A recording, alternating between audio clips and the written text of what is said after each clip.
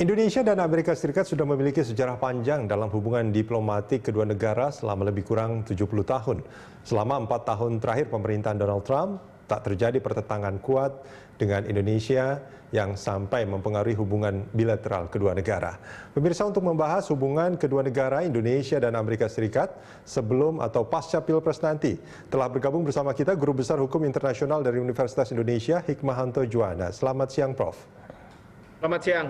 Terima kasih sudah bergabung bersama kami. Prof, ini kalau kita melihat hubungan bilateral kedua negara Indonesia dengan Amerika selama pemerintahan Donald Trump ini bagaimana, Prof, melihatnya? Sebenarnya tidak ada hal yang luar biasa, tetapi juga bukan berarti bahwa hubungan kita dengan Amerika Serikat itu berkurang. Menurut saya hubungan ini sudah baik, ya. Tinggal saja bagaimana Indonesia bisa memaksimalkan hubungan kedua negara ini. Terutama sekali misalnya saja kita tahu Amerika Serikat sedang bermasalah dengan China, dan dalam konteks ini Indonesia sangat diuntungkan. Saya masih ingat bahwa Presiden Trump tadinya akan mengakhiri fasilitas GSP yang diberikan kepada Indonesia. Lalu kemudian kemarin ketika Menlu Michael Pompeo datang ke Indonesia, beliau mengatakan bahwa Amerika akan memperpanjang justru GSP yang diterima oleh Indonesia. Jadi ini hal yang positif. Belum lagi juga di bawah Trump, kerjasama pertahanan Indonesia Amerika Serikat menunjukkan hal yang positif. Karena kalau misalnya kemarin mungkin pada masa Presiden Demokrat yang menguasai katakanlah kepresidenan itu, mereka lebih mengedepankan mengenai masalah hak asasi manusia. Jadi seperti itu, Mas Rudi. Oke, ini menarik sebetulnya ketika mungkin Indonesia mengambil keuntungan dari perang dagang, dan nampaknya dalam beberapa tahun terakhir di pemerintahannya Jokowi juga nampaknya ada kedekatan yang boleh saya tanda kutip lebih antara Indonesia dengan Tiongkok. Sebetulnya keberadaan Indonesia bagi Amerika sendiri seperti apa, Prof? Ya, yang pasti adalah kalau misalnya saya ibaratkan dua orang sedang bermain catur, dua orang ini adalah Amerika Serikat dan China, tentu Amerika Serikat tidak ingin bahwa China akan mengambil tanda kutip Indonesia di dalam kekuasaan atau hegemoni China. Nah, ini yang kemudian oleh Amerika Serikat dilakukan berbagai upaya untuk memastikan hal tersebut. Karena kalau misalnya kita kemarin ingat, Departemen Pertahanan Amerika Serikat membuat buku putih yang di situ mengatakan bahwa China kemungkinan besar akan meminta sejumlah negara untuk pembangunan fasilitas militer. Nah, di dalamnya adalah Indonesia. Nah, ini yang menjadi sumber kekhawatiran bagi Amerika Serikat, agar Indonesia tidak terlalu dekat dengan China, sehingga mereka perlu datang dan kemudian memberikan berbagai katakanlah pemanis atau tawaran-tawaran agar Indonesia juga menjaga kebijakan luar negeri yang bebas aktif. Tapi ingat Mas Rudi bahwa hal ini bukan karena siapa yang menjadi presiden, tetapi yang lebih penting adalah siapa birokrasi di Amerika Serikat. Karena dalam sistem pemerintahan di Amerika Serikat, kalau presiden itu katanya politisi yang bisa keluar dan bisa masuk, come and go setiap 4 tahun. Tetapi yang menjaga konsistensi kebijakan adalah birokrasi di Amerika Serikat. Oleh karena itu, siapapun nanti yang keluar sebagai pemenang presiden di Amerika Serikat, saya yakin bahwa itu tidak akan berpengaruh besar terhadap kita Indonesia. Satu, dan yang kedua, pemerintah Indonesia tentu harus bisa bekerja sama dengan siapapun yang menjadi pilihan rakyat Amerika Serikat sebagai presiden mereka.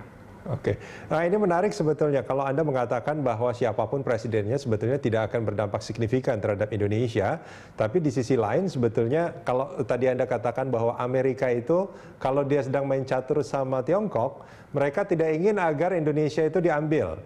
Nah, tapi di sisi lain juga kalau kita melihat Tiongkok mencoba untuk membangun satu jaringan yang kuat dengan negara-negara di kawasan.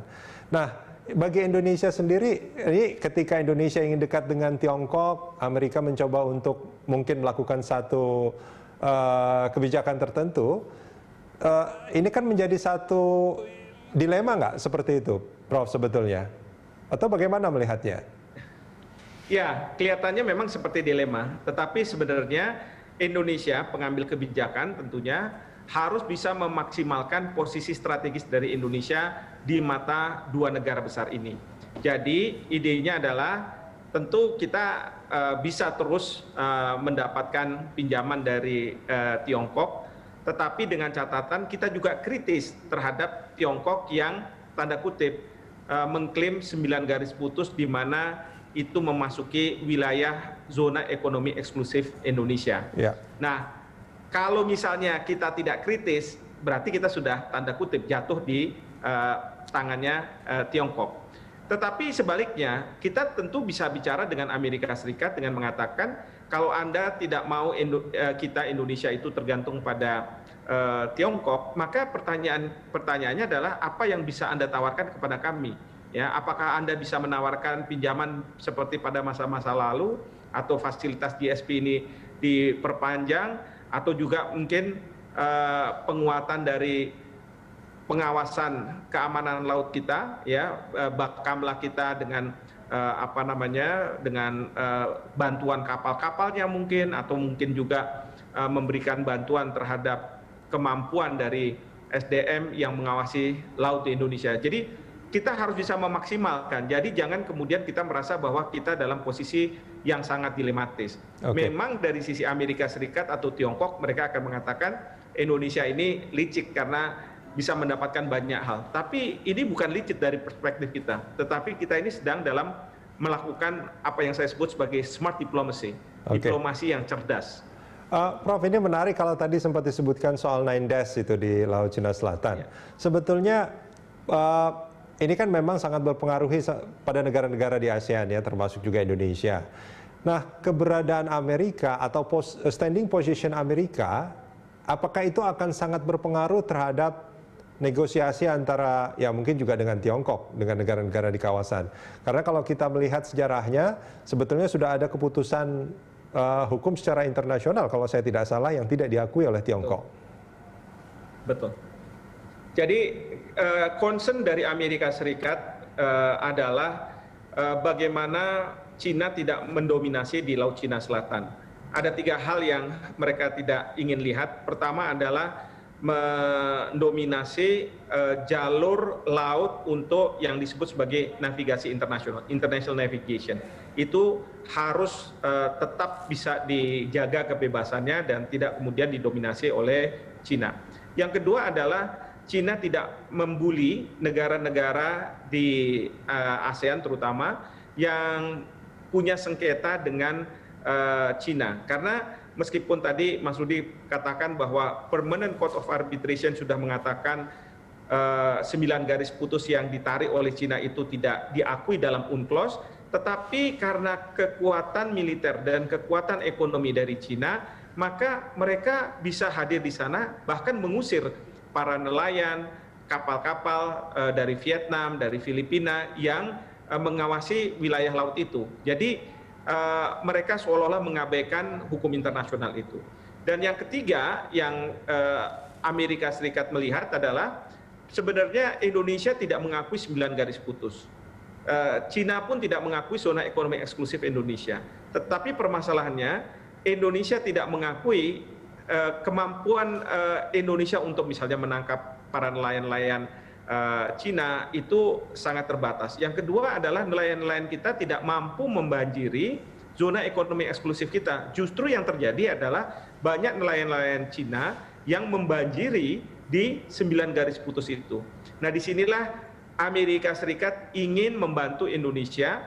Bahkan Ibu Retno sudah mengatakan bahwa kalau bisa Amerika Serikat berinvestasi di Natuna Utara untuk bidang perikanan ini. Dan saya yakin siapapun yang menjadi pemenang dari Pilpres sekarang ini akan tetap dilanjutkan karena ide ini dirancang oleh para birokrat di Amerika Serikat yang mereka tidak terpengaruh dengan para politisi yang tadi saya katakan keluar dan masuk itu. Baik, Prof, kita jeda sebentar, kita akan lanjutkan ini di segmen berikut.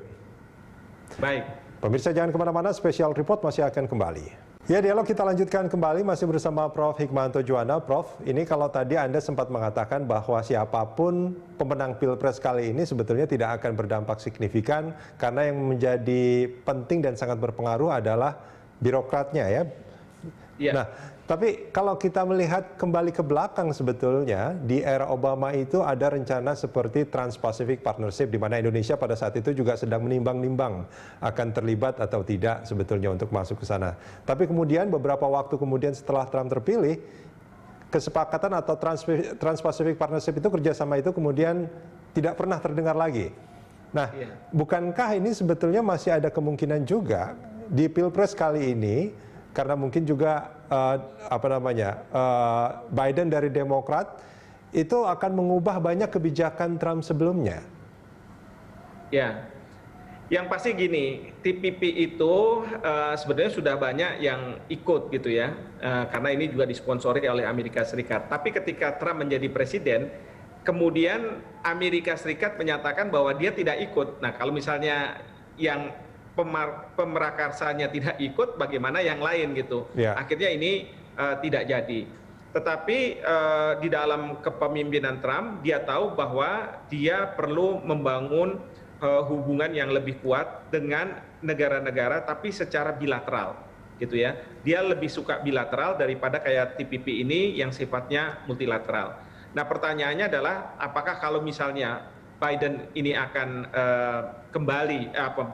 menjadi presiden, apakah TPP yang didengungkan pada masa Obama ketika Biden menjadi wakil presiden akan dihidupkan lagi?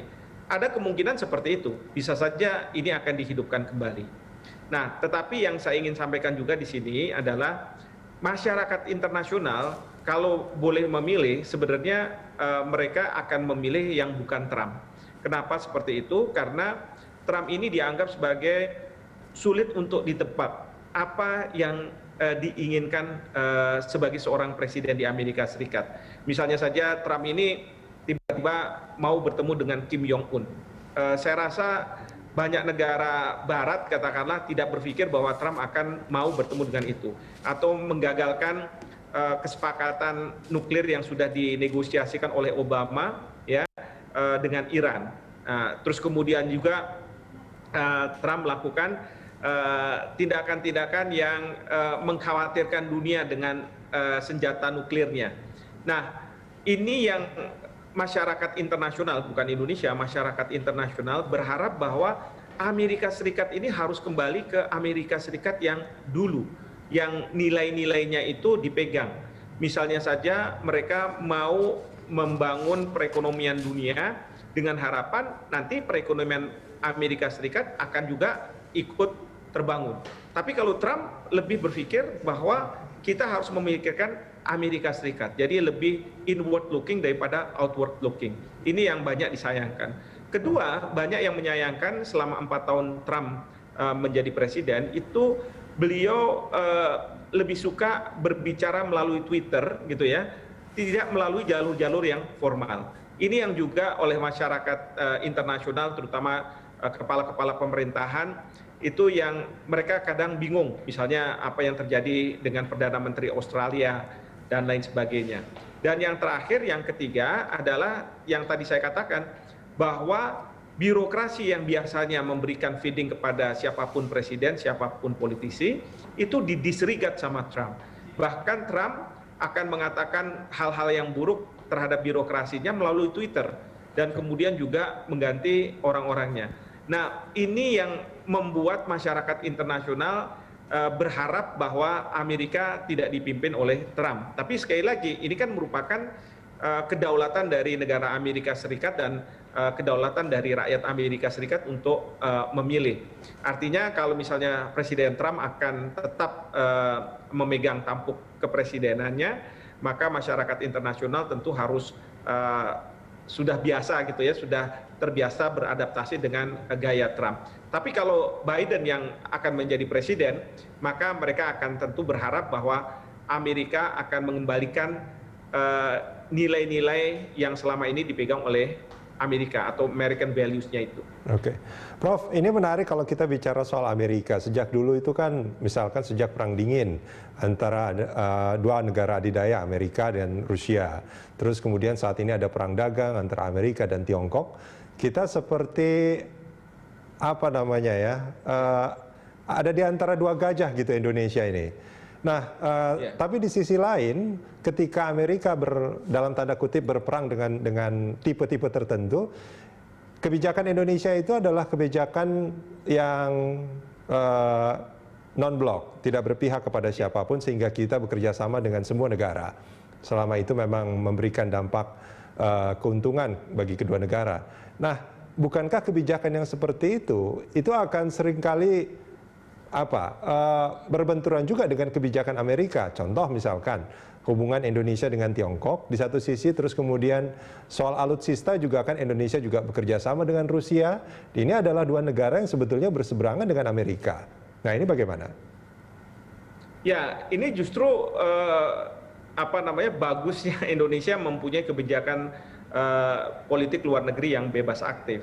Artinya kita tidak mau berada di belakang suatu negara. Kalau kita punya masalah dengan pembelian suku cadang alat sistem pertahanan kita dari Amerika Serikat, karena katakanlah presidennya dipegang oleh Partai Demokrat yang ingin mengedepankan hak asasi manusia, maka kita katakan bahwa kita bisa beli kok dari negara lain, dari misalnya Rusia.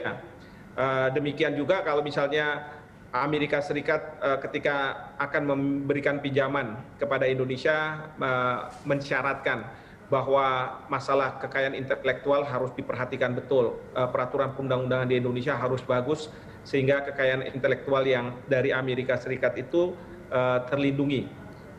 Indonesia bisa tentunya mengatakan bahwa ya kalau misalnya syaratnya terlalu berat, ya kita pergi ke Cina. Tapi juga demikian juga dengan ketika kita pergi ke Cina, kalau Cina membuat persyaratan-persyaratan yang berat, misalnya membolehkan para pekerjanya untuk bekerja di Indonesia dan lain sebagainya, ya dengan tidak melihat kualifikasi, ya tentu kita akan berpaling ke negara lain. Jadi di sini politik bebas aktif itu harus dijalankan untuk kepentingan nasional kita. Nah, dalam konteks seperti ini, ya kita katakan kita bisa bekerja sama dengan siapapun, tetapi kita tidak mau kemudian kalau berada di belakang satu negara atau kemudian bahkan didikte oleh negara tersebut. Baik. Jadi ini opsi-opsi yang terbuka bagi Indonesia sebenarnya. Artinya Indonesia sudah di posisi yang tepat untuk melakukan kebijakan politik bebas dan aktif itu ya? Betul sekali. Baik, Prof, kita jeda sebentar. Kita akan lanjutkan ini di segmen berikut. Pemirsa jangan kemana-mana, Special Report masih akan kembali usai jeda. Kembali di Special Report, dialog kita lanjutkan kembali masih bersama Profesor Hikmahanto Juwana. Prof, ini kalau kita bicara soal hubungan bilateral antara dua negara, mestinya kan atas dasar prinsip saling menghormati dan tentu saling menguntungkan. Nah, terkait hubungan antara Indonesia dengan Amerika, apakah sudah dalam posisi itu sebetulnya? Ya, sejauh yang saya amati memang kita sudah on the track ya, bahwa masing-masing negara mendapatkan keuntungan dari hubungan mereka masing-masing. Memang kadang adalah kerugian yang kita terima, tapi kadang juga Amerika Serikat juga merasakan kerugian yang diterima. Seperti ambil contoh kaitan dengan GSP, Amerika Serikat merasa bahwa tidak seharusnya Indonesia mendapatkan fasilitas itu karena sudah dianggap mampu bersaing dengan negara-negara lainnya yang katakanlah mengekspor ke Amerika Serikat. Tetapi Indonesia tetap minta bahwa Indonesia mendapat perlakuan khusus, ya diberikan perlakuan GSP ini terhadap komoditas-komoditas tertentunya untuk bisa masuk ke Amerika Serikat. Tapi di lain sisi Indonesia tentu berkomitmen misalnya berkaitan dengan masalah-masalah kekayaan intelektual yang ada di Amerika Serikat, mungkin yang sering dibajak di Indonesia, kita melakukan proses hukum sehingga kerugian dari para pelaku usaha Amerika Serikat di bidang kekayaan intelektual itu kita bisa minimalkan. Jadi menurut saya hubungan sudah baik, tapi memang kadang-kadang bisa naik, kadang-kadang bisa turun. Memang kita bisa mendapatkan suatu atensi yang lebih ketika Presiden Amerika Serikat dipimpin oleh Obama, karena Obama mempunyai kedekatan secara historis mungkin karena pernah ada di Indonesia, sehingga punya kedekatan dengan Indonesia. Tapi sekali lagi, pemerintahan di Amerika Serikat itu tidak semata-mata ditentukan oleh politisi yang pada saat itu memegang kekuasaan, tetapi juga oleh birokrasi. Jadi walaupun Obama dekat dengan Indonesia, tetapi ada batas-batas tertentu yang birokrasi itu sebenarnya menentukan gitu. Oke, ini artinya hubungan dalam tanda kutip yang lebih spesial ketika Obama menjadi presiden Amerika itu mungkin tidak akan terjadi lagi siapapun pemenangnya dalam Pilpres kali ini. Kurang lebih begitu ya, Prof? Betul sekali, betul sekali. Baik, Prof, terima kasih banyak sudah bersama kami di sore hari ini. Baik, sama-sama Mas Lutfi, terima kasih.